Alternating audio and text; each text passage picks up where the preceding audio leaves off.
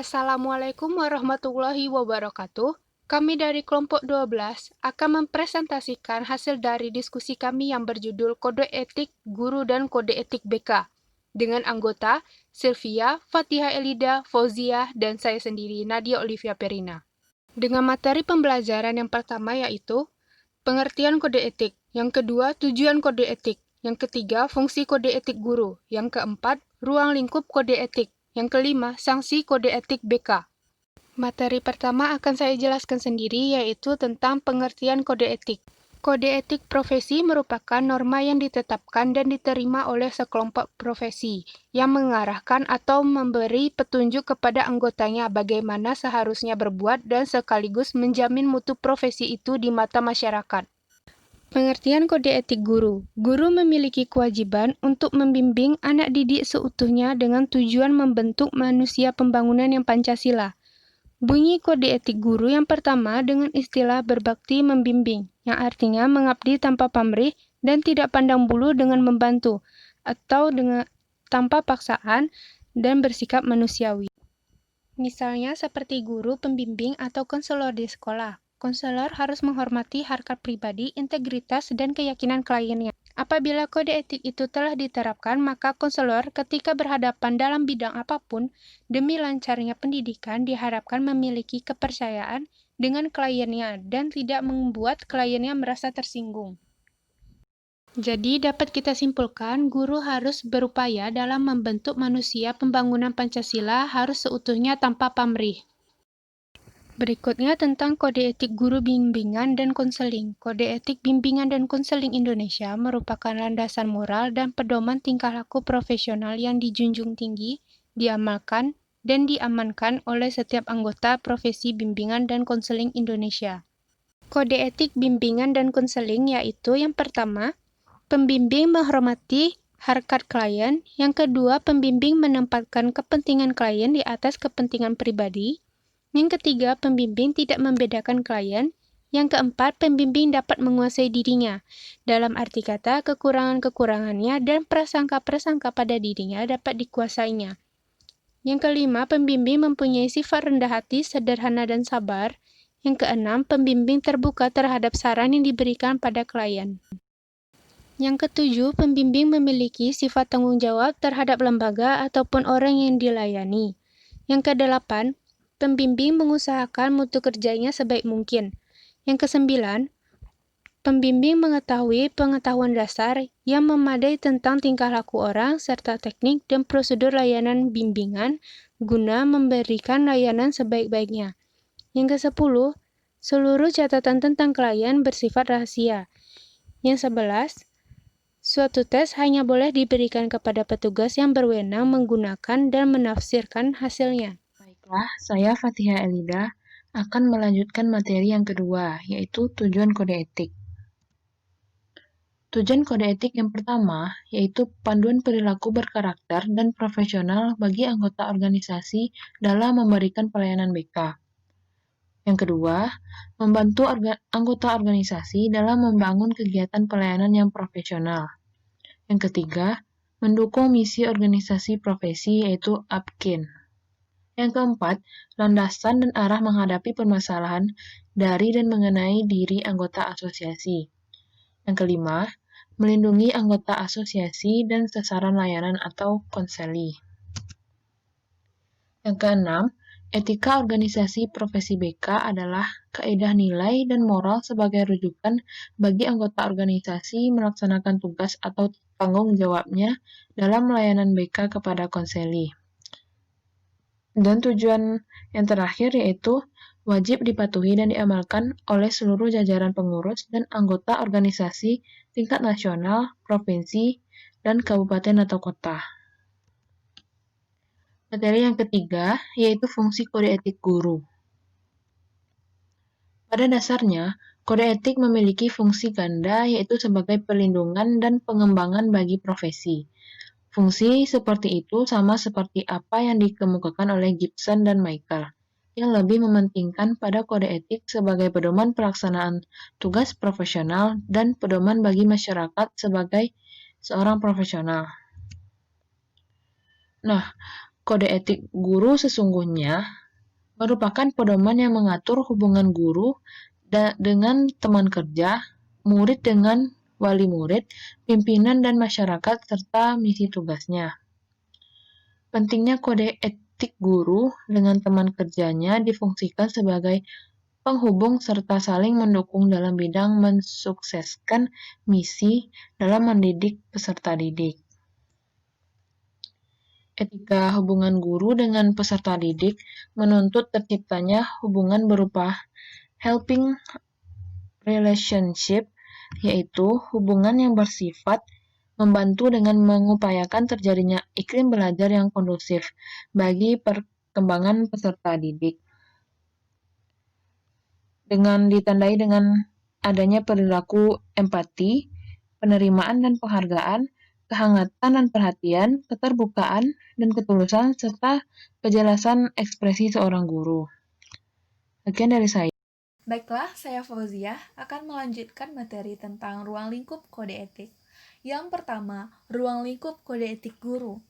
Berdasarkan hasil Kongres PGRI yang ke-8 pada tanggal 21 sampai dengan 25 November tahun 1973 di Jakarta, kode etik guru merupakan aturan-aturan tentang keguruan yang menyangkut pekerjaan-pekerjaan guru yang dilihat dari segi asusila.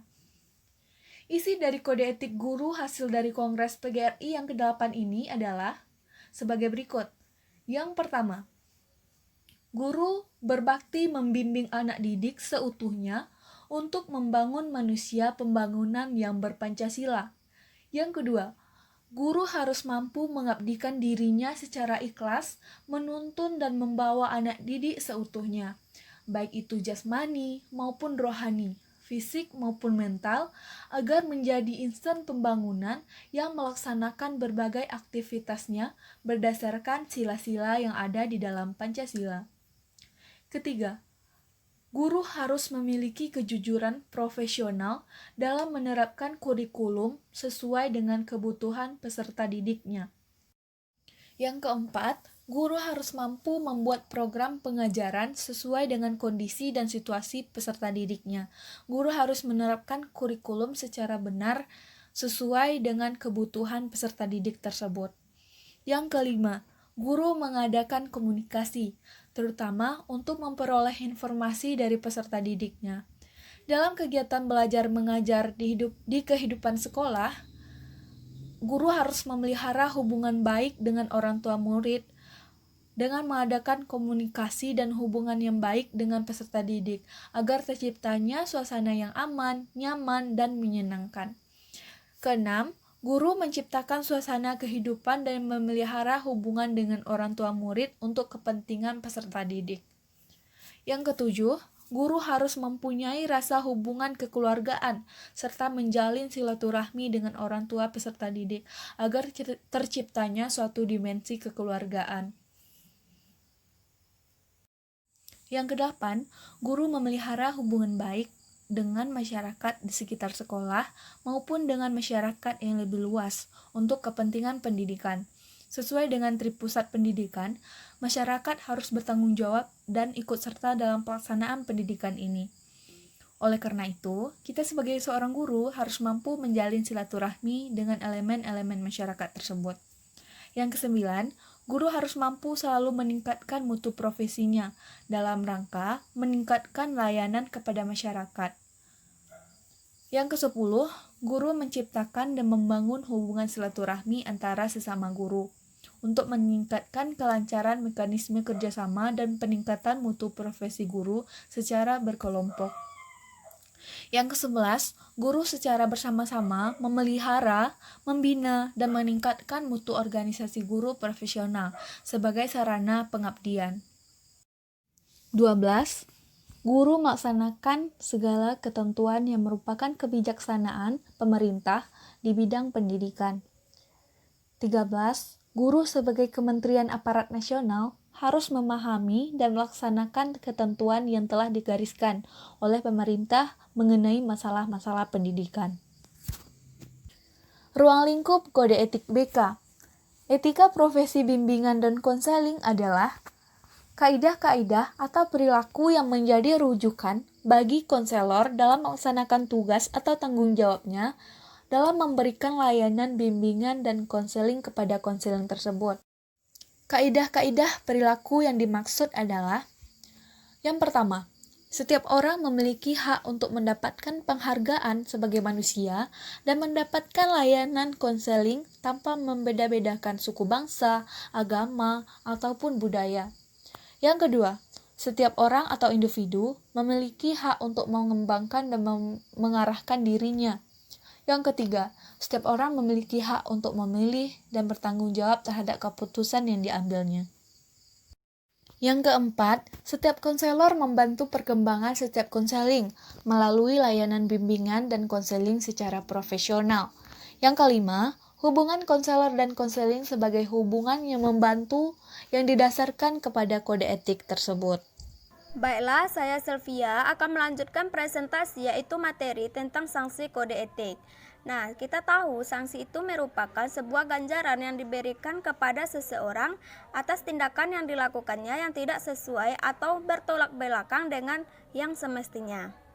Beberapa jenis sanksi pada kode etik BK. Yang pertama yaitu sanksi pelanggaran. Agar seseorang konselor menjalani profesi dengan profesional, seharusnya memiliki sebuah kompetensi. Jika seseorang konselor sudah profesional, maka tidak akan terjadi kasus pelanggaran atau kasus pelanggarannya akan sempit dan mungkin tidak akan terjadi. Berikut kompetensi yang harus dimiliki oleh konselor tersebut. Yang pertama yaitu memahami secara mendalam konseling yang hendak dilayani, yaitu berupa menghargai dan menjunjung tinggi nilai-nilai kemanusiaan, individualitas, kebebasan memilih dan mengedepankan kemaslahatan konseling dalam konteks kemaslahatan umum. Yang kedua yaitu mengaplikasikan perkembangan fisiologisnya dan psikologisnya serta perilaku konseling. Yang kedua yaitu menguasai landasan teoretik bimbingan dan konseling. Nah, ini terbagi menjadi 4. Yang pertama, menguasai teori dan praksis pendidikan. Yang kedua, menguasai esensi pelayanan bimbingan dan konseling dalam jalur, jenis, dan jenjang satuan pendidikan. Yang ketiga, menguasai konsep dan praksis penelitian dalam bimbingan dan juga konseling. Yang keempat, menguasai kerangka teoretik dan praksis bimbingan dan konseling. Nah, yang ketiga yaitu menyelenggarakan bimbingan dan konseling yang memandirikan. Nah, ini terbagi menjadi 4. Yang pertama yaitu merancang program bimbingan dan konseling. Yang kedua, mengimplementasikan program bimbingan dan konseling yang komprehensif. Yang ketiga, menilai proses dan hasil kegiatan bimbingan dan konseling. Yang keempat, menguasai konsep dan praksis asesmen untuk memahami kondisi, kebutuhan, dan masalah konseling. Yang keempat, yaitu mengembangkan pribadi dan profesionalitas secara berkelanjutan. Ini terbagi menjadi 6. Yang pertama yaitu beriman dan bertakwa kepada Tuhan Yang Maha Esa. Yang kedua, menunjukkan integritas dan stabilitas kepribadian yang kuat. Yang ketiga, memiliki kesadaran dan komitmen terhadap etika profesional. Yang keempat, mengimplementasikan kolaborasi intern di tempat bekerja. Yang kelima, berperan dalam organisasi dan kegiatan bimbingan dan konseling. Dan yang keenam, mengimplementasikan kolaborasi antar profesi. Konselor wajib mematuhi kode etik profesi bimbingan dan konseling. Apabila terjadi pelanggaran terhadap kode etik profesi bimbingan dan konseling tersebut, maka kepadanya akan diberikan sanksi sebagai berikut. Yang pertama, yaitu memberikan teguran secara lisan dan juga tertulis. Teguran lisan dan tulisan ini diberikan kepada seseorang konselor yang melakukan pelanggaran ringan. Nah, contohnya saja yaitu teguran lisan dapat berupa perkataan dari rekan sejawat atau atasan agar pelanggaran tersebut tidak terulang lagi. Sedangkan teguran secara tulisan seperti pemberian surat peringatan biasa yang disampaikan kepada konselor yang melakukan pelanggaran. Yang kedua yaitu memberikan peringatan keras secara tertulis. Peringatan keras secara tertulis dapat diberikan kepada seorang konselor yang melakukan pelanggaran menengah. Nah, contohnya saja yaitu pelanggaran menengah dapat berupa melakukan referral kepada pihak yang tidak memiliki keahlian sesuai dengan masalah konselingnya. Yang ketiga yaitu pencabutan keanggotaan APKIN.